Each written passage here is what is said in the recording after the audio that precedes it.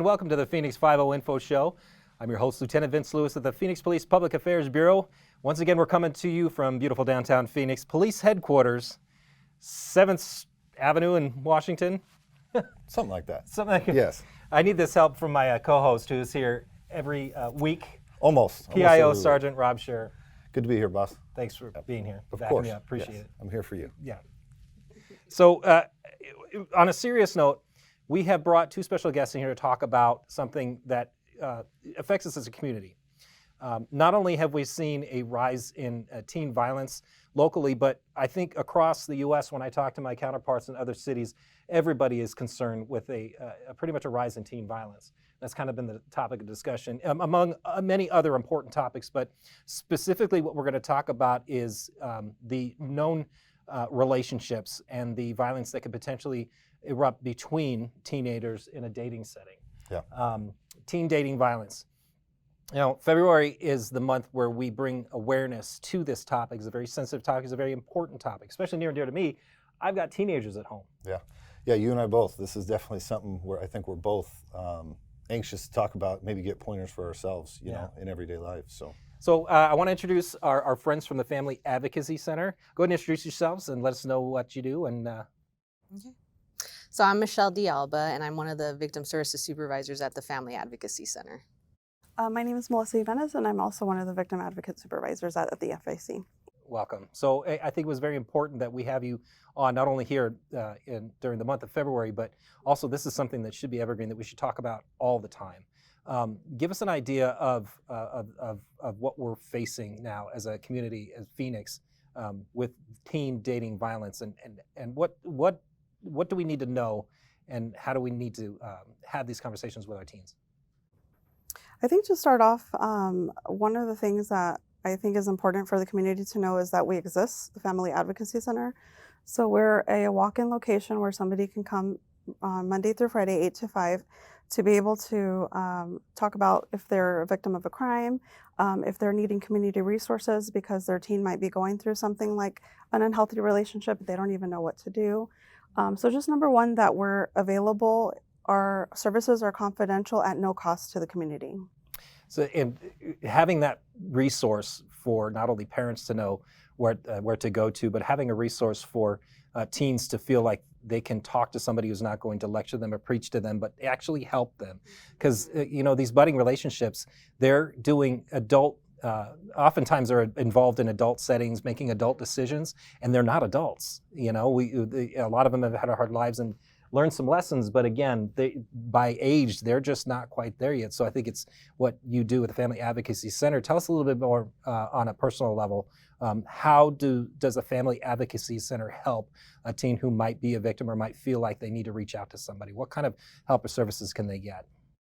So we help them in filing for restraining orders. So we've had some parents come and bring their teen, say, hey, they were in an abusive relationship, like, can we file on behalf of the child? And we'll help guide them through that whole process. And then we do safety planning, of course, because that's critical. They're a victim of crime. And we provide them with lots of community resources, like for counseling, long-term case management. We even educate them. We do a lot of psychoeducation. We're like, hey, look, this is a cycle of abuse. It's not healthy. If someone tries to manipulate you, they try to harass you, if they try to physically abuse you, it's not good. If you continue with these patterns, this is gonna be ongoing in your adulthood. So that's also very critical, something that we do there. So they're learning to form healthy relationships. They're learning boundaries. They're learning what's appropriate, and they don't. Not everybody has a good, solid parental relationship to draw on as far as an experience goes. But that's where you folks can help tell them, know what you are feeling, trust your gut. You need to seek help. Yeah. How about for parents? Obviously, I'll go the selfish angle on this, but I've got a teenager. I've got two girls coming into that point in their life. What you talked about the cycle of this.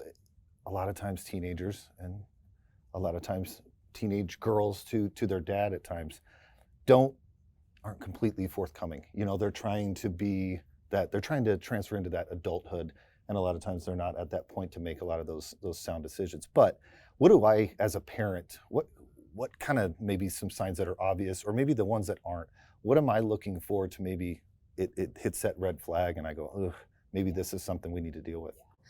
I would say maybe just observing a lot of like their time being on the phone or just social media. If you see someone constantly calling them or when they come back observing like your child, like it's like, why is their demeanor kind of off? Like usually they're very talkative, engaging, and we're laughing and they come home and they're kind of isolating themselves. It's like, what's going on? I mean, maybe I probably know that they are dating. Maybe I should kind of intervene and ask, or if you do know they're dating, it's like, hey, what's going on? Like, I've noticed you've been acting kind of X, Y, and Z.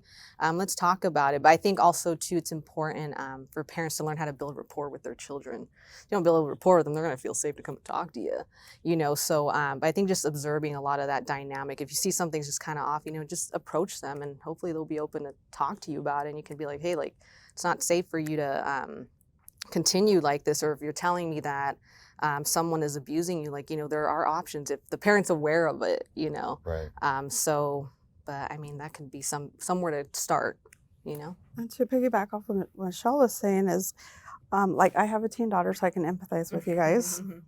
And from very young, like 8 years old, I started to talk about safety planning.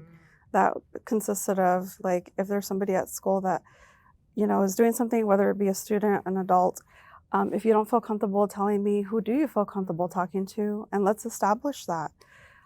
It could mean, like, checking her phone weekly to make sure I know what apps are on her phone and making sure that those apps don't give her access to where adult sites are or whatever. Just kind of being aware and just being comfortable with having those uncomfortable conversations. Yep, that's definitely key, having those uncomfortable conversations that I think even as parents, it's like, I don't want to get too involved because then they're going to be like, oh my gosh, you're too much in my business, But it's like, well, I need to because I'm seeing there's something off with you. Like, you're not being yourself. So respect, I think, goes a long way in both directions, respecting their privacy, respecting their attempt at trying to be good adults, but also giving them the information that they probably just don't have yet because they're not there yet. So how do you approach a parent? And let's just say that the conversation goes towards the parent really wants to take back the control that they had when their teens were young. How do you guys get much into helping parents and teens really come together to understand where the other is coming from? I would say, like, one thing that we talk to parents about, so when they come to our center, the parent usually brings the child, obviously. So we'll have a conversation with the parent, do the assessment. Do you feel comfortable letting your teen come back and speak with an advocate on our own before we introduce you into the conversation? So we could get an entire picture of what's really going on. Sometimes that, other times it could be that we could refer the family to a counselor who would be able to kind of bring up those topics that the teen doesn't feel comfortable talking about in a comfortable setting where they feel safe and that they have that confidentiality with the teen to be able to establish, like, that trust. And I think that goes a long way. And I think also to piggyback on what she said is, I know from my experience working with the parents and the teens, I always tell a parent, look, everything I tell you is confidential, but I want to also get their assent. That's what they call it, saying I need to get their consent that they also want to participate in these services. Because I mean, we're filing on behalf of, you're filing on behalf of the child, but like that's their ex-boyfriend or ex-girlfriend. So we want to make sure they're actually involved in this too. So we're law enforcement. We're talking with Michelle and Melissa from the Family Advocacy Center. It's a City of Phoenix facility that advocates on behalf of victims, primarily in family crimes against children and so forth. And we're dealing with teens who aren't yet adults and the potential for dating violence among the teens, and they come to you all for help and services. So where do you draw the line between we are not law enforcement versus this we have to report? That's a great question. So in order for anyone to receive services from Family Advocacy Center, law enforcement involvement is not required. So that's one thing that we kind of let them know right off the gate because sometimes they're not ready for that. Maybe something did happen and it should be reported, but we come in with a trauma-informed approach. And I think by doing so, by providing a victim their victim's rights, explaining to them the entire criminal justice process, as advocates, we can actually help that victim throughout their entire process. So I think establishing that trust with them and then kind of just moving along to what is best for the client and not what we think is best for them. And to piggyback on that, it's just we're always trying to meet the client where they're at. And that's why when even the parents come in, we even say, look, like, I know you're expressing your concern for this, but we want to make sure that the child wants to also do this too, because you can get the restraining order, they get served, but then they still end up talking to their girlfriend or boyfriend at school or wherever, or on social media. All kids are on social media, so, and there's only so much you can control sometimes on social media, or even when they're out with their friends, and they can lie and say, well, one of my friend's house, but they're actually with the boyfriend or the girlfriend, or Mm-hmm. Yeah, social media's got to add an exponential increase in difficulty because you've got pressures not only from just being a teen out in the community, but you've got these other pressures that we necessarily didn't have much to do with when we were teens. But then again, how do you bridge that gap between, we're all adults here, trying to relate to a teen who is just getting into this world and just starting to see complications and their gut tells them to reach out. How do you bridge that gap between us as adults and them as young adults? I would say number one is a lot of parents, we call it like they have the old style of parenting, where like you listen to me or this, and just helping them to like educate them about like it's not like how it used to be. We used to have to go get a payphone to call someone, send a letter in the mail, like snail mail. And we'd have communication a couple times a week with this person. Now it's literally every single day at any moment. This person, unhealthy person, could be contacting your child. Could be trying to coerce your child to do things that they don't want to do, and just kind of like thinking about that it's not how it used to be. A lot of times that old parents that are older would think like, oh, he's just in love with her. It's cute, Like, it's okay that he sends her 1,000 text messages in one day. No, that's not okay. If you can add to but. Yeah, I think just there's a lot of parents, they have that mentality, like that fixed mentality where it's like nowadays, it's like, no, it's not like that anymore. Like a lot of kids too, especially nowadays, they're very vocal, and they're being educated now on certain topics or things going on in society, which is great. That's why I'm like, social media has its pros and cons, but again, it's also concerning, especially when they're in these like abusive relationships, and then sometimes, like I said, as a parent, you can only monitor it so much and being kind of in control, because then you want to build that trust and that rapport, but it's like, but I don't want to like overstep, because then they're really not going to come and talk to me when something does happen. Well, we're just about out of time, but where can we, the parents and teens, go for more information about Teen Dating Violence Awareness Month, or just the topic of teen dating violence? So they can go to our website, Family Advocacy Center.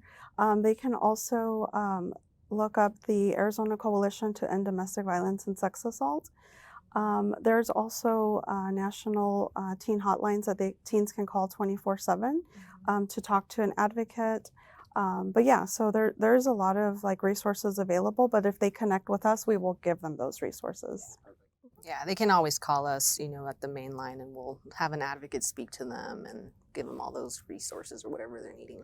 Perfect. And I'm pretty sure that phoenix.gov/police would have some links to those as well. So I want to thank Michelle and Melissa for joining us from the Family Advocacy Center.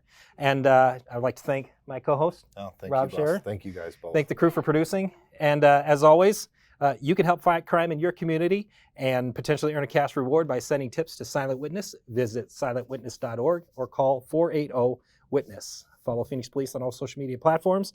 Visit us at phoenix.gov/police. And we're hiring, so go to joinphxpd.com. And until next time, remember, we're all in this together.